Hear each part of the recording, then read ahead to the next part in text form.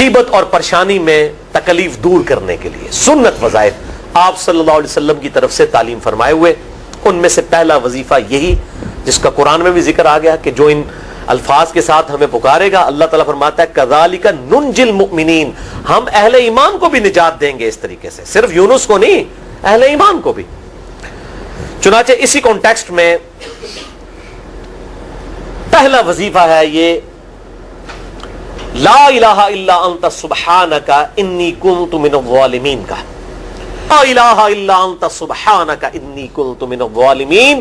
اور پھر آپ صلی اللہ علیہ وسلم نے فرمایا کہ جو کوئی شخص اپنے کسی بھی معاملے میں, کسی بھی پریشانی میں اس دعا کے ذریعے اللہ کی طرف متوجہ ہو, اللہ تعالیٰ اس کی دعا کو قبول فرما لیتا ہے. اور قرآن میں بھی آ گیا نا کذالک ننجی المؤمنین. اور کتنا بڑا فتویٰ آیا میرے بھائیوں, سورہ الصافات 143 144, فلولا انہ کان من المسبحین, اگر یونس ہمیں ان الفاظ میں ہماری تسبیح نہ کرتا, للبث فی بطنہ الی یوم یبعثون, تو مچھلی کے پیٹ میں قیامت تک مچھلی کے پیٹ میں رہتا اگر اس طرح نہ ہمیں پکارتا, اس کی قبر مچھلی کا پیٹ بن جاتی. یعنی یہ اتنا عطاب, اور وہ دور ہو گیا اس دعا سے, بہت بڑے اسماء اعظم میں سے ہے. تو یہ بہترین دعا, بہترین وظیفہ, اسماء اعظم میں سے بہترین چیز, اور سب سے بڑھ کر جو میں نے بات کی کہ بہترین استغفار, اللہ سے توبہ مانگنے کا بہترین ذریعہ. اور کس طریقے سے, اے اللہ تو تو پاک ہے نا, تجھ سے تو غلطی نہیں ہوگی, میں بندہ ہوں, غلطی کروں گا, تو اللہ نے تو معاف کرنا ہے نا, کیونکہ جب بندے نے اپنی عاجزی کا اظہار کر لیا ہے اور اللہ تعالیٰ کو بتایا اللہ یہ تیری کوالٹی ہے, تو غلطی نہیں کرتا, تو میں تو انسان ہوں, غلطی کروں. تو یہ ہے پہلا وظیفہ. دوسرا وظیفہ, یہ ہے پہلا وظیفہ. دوسرا وظیفہ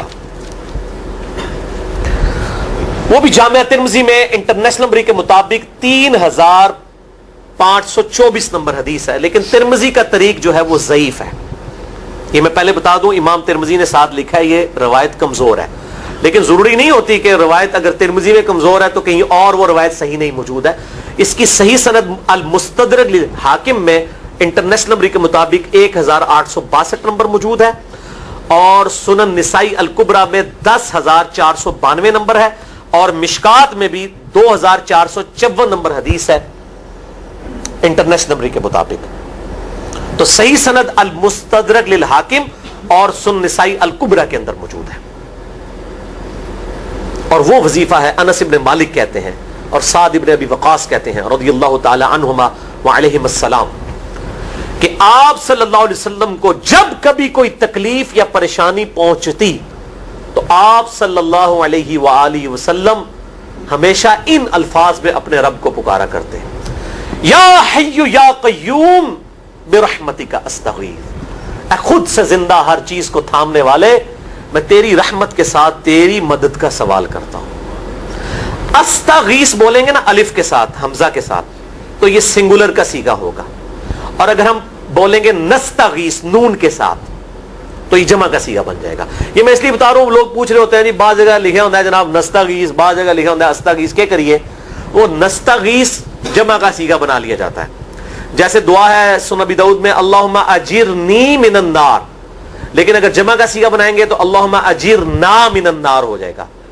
اس طریقے سے دعائے قنوت کے الفاظ ہیں اللہم اہدنی فی من ہدیت, تو جمع کا صیغہ ہوگا اللہم اہدنا فی من ہدیت. یہاں پر بھی ہے یا حی یا قیوم برحمتک استغیث سنگولر کا صیغہ, اور نستغیث پلورل کا صیغہ, جمع کا صیغہ. کتنی بہترین دعا ہے, اے خود سے زندہ ہر چیز کو تھامنے والے, میں تیری رحمت کے ساتھ تیری مدد کا سوال کرتا ہوں. تو یہ بھی اسماء اعظم میں سے ہے. سنن نسائی الکبریٰ کے اندر صحیح سند کے ساتھ 10492 اور المستدرک للحاکم میں 1862 نمبر. تیسرا وظیفہ جو ہے کمال وظیفہ, صحیح بخاری میں موجود ہے انٹرنیشنل نمبر کے مطابق 4563 نمبر. ابن عباس رضی اللہ تعالی عنہما کہتے ہیں وعلیہم السلام, وہ کہتے ہیں کہ سیدنا ابراہیم علیہ السلام کو جب آگ میں پھینک رہے تھے نا, تو ابراہیم علیہ السلام نے اس وقت کہا تھا حسبنا اللہ ونعم الوکیل, ہم نے اللہ ہی پر بھروسہ کیا اور وہی بہتر کارساز ہے. اور تمہارے نبی صلی اللہ علیہ وسلم کو بھی جب مصیبت اور پریشانی آتی تھی وہ بھی پڑھا کرتے تھے حسبنا اللہ و نعم الوکیل. ہم نے اللہ ہی پر بھروسہ کیا اور وہی بہتر کارساز ہے. اس کے اندر وہ شعر جو بنا دیا نا نعم المولا و نعم النصیر, ویسے الگ سے آیت ہے, لیکن یہ شعر نہیں بنانا, بس اتنا ہی وظیفہ ہے حسبنا اللہ و نعم الوکیل.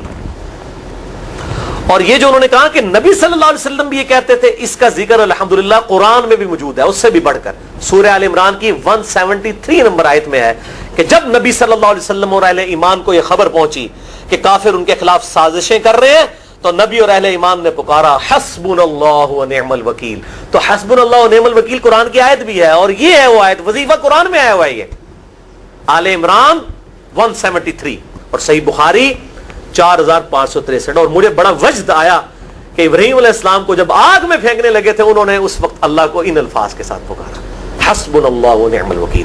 اچھا یہ جتنے بھی وظیفے ہیں نا میرے بھائیوں, ان کا فائدہ اسی وقت ہے جب آپ کو ترجمہ بھی ان کا آتا ہوگا, ورنہ آپ روزانہ جتنی مرضی تسبیح کھینچتے رہے کوئی فرق نہیں پڑے.